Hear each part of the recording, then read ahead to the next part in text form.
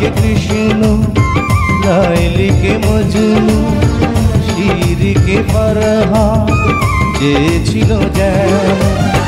বুঝবে না এ প্রেমে গভীরতা কেমন, বুঝবে না এ প্রেমে গভীরতা কেমন।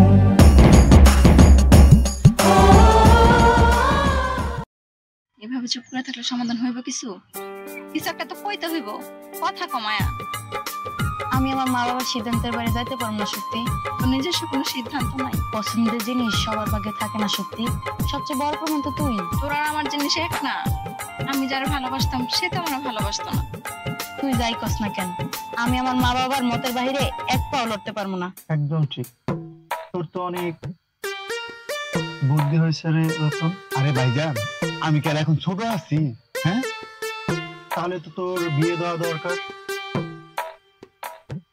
তুই তো অনেক বড় হয়ে গেছিস।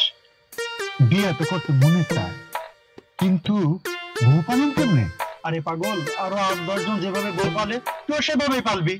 If you are new here, don't forget to subscribe and hit the bell icon.